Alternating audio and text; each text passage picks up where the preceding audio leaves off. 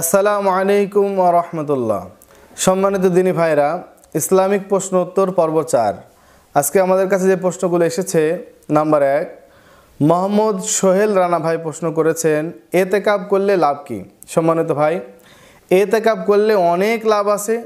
তার মধ্যে উল্লেখযোগ্য লাভ হচ্ছে, উল্লেখযোগ্য ফজিলত হচ্ছে, নবীজি সাল্লাল্লাহু আলাইহি ওয়াসাল্লাম ইরশাদ করেছেন, যে ব্যক্তি রমজান মাসের শেষ দশক এতেকাব করবে, আল্লাহ তাআলা তাকে 2টি হজ 2টি উমরা করার সওয়াব দান করবেন। সুবহানাল্লাহ। এবং আল্লাহর জন্য যে ব্যক্তি একদিন এতেকাব করে, তার থেকে জাহান্নাম তার থেকে 3 খন্দক দূরে চলে যায়। অর্থাৎ আসমান থেকে জমিনের যত দূরত্ব, এরকম দূরত্ব জাহান্নামের সাথে তার তৈরি হয়ে যায়। সুবহানাল্লাহ। আর রমজানের শেষ দশকে এতেকাব করলে সব থেকে বড় লাভ হলো যে তার লাইলাতুল কদর নসিব হবে।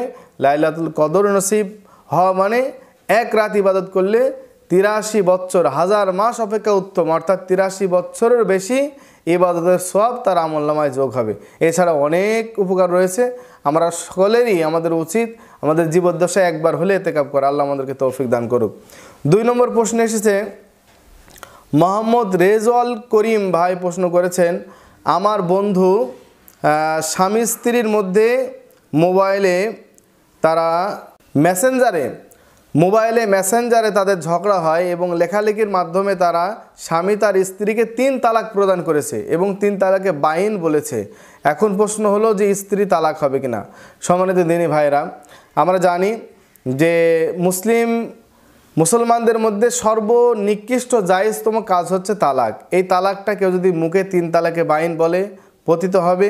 কেউ যদি হাতে কলমে কাগজে লিখে দেয়, তাতেও পতিত হবে। এবং বর্তমানে মেসেঞ্জার, ইমো, হোয়াটসঅ্যাপ এগুলোর মাধ্যমেও যদি স্বামী তার স্ত্রীকে 3 তালাকে বাইন লিখে দেয় এবং স্ত্রী সেটা দেখে এবং রিপ্লাই করে, তাহলে এটাও তালাক পতিত হয়ে যাবে।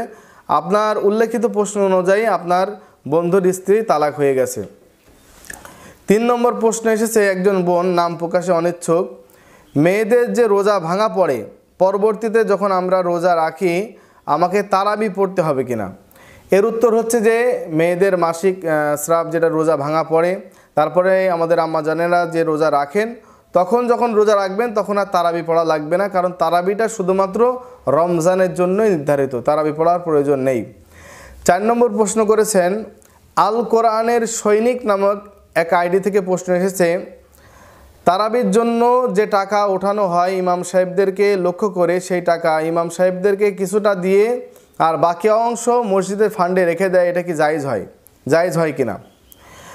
সম্মানিত ভাই, এটা একটা গুরুত্বপূর্ণ প্রশ্ন যে তারাবির জন্য যে টাকাটা ওঠানো হয় এটা সম্পূর্ণ ইমাম সাহেবের হক। এটা সম্পূর্ণ ইমাম সাহেবকেই প্রদান করতে হবে, ইমাম মুয়াজ্জিন তাদেরকেই দিতে হবে। তাদের এই হক নষ্ট করে সেখান থেকে টাকাটা যদি আপনি মসজিদ ফান্ডে কেউ রাখে, তাহলে এটা একদম নাজায়েজ হবে। মসজিদ কমিটির যত সদস্য আছে যারা এই কাজটা করবে তারা সকলে গুনাহগার হবে। এটা একদম নাজায়েজ কাজ, এটা করা যাবে না। 5 নম্বর প্রশ্ন এসেছে, আরেকজন বোন, তিনিও নাম প্রকাশে অনিচ্ছুক। তিনি প্রশ্ন করেছেন, আমি যখন ঢাকায় যাই পথিমধ্যে আমার 2 ওয়াক্ত নামাজ পড়া হয় না, এখন আমি ওই 2 ওয়াক্ত নামাজ কি বাড়িতে পড়ে যেতে পারবো কিনা? আচ্ছা, আপনার এই প্রশ্নের উত্তর হচ্ছে, আপনি যখন ঢাকাতে যান গাড়ির মধ্যে আপনি 2 ওয়াক্ত নামাজ পড়তে পারেন না, ওই 2 ওয়াক্ত নামাজ আপনি অগ্রিম পড়তে পারবেন কিনা, এটা আপনার প্রশ্ন।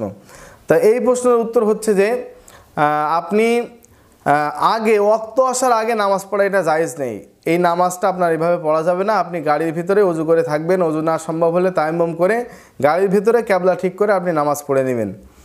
এরপরে আকিব নামের 6 নম্বর প্রশ্ন, আকিব নামের এক ভাই প্রশ্ন করেছেন, দাদা দাদি নানিকে এবং খালাকে আমি যাকাত দিতে পারবো কিনা?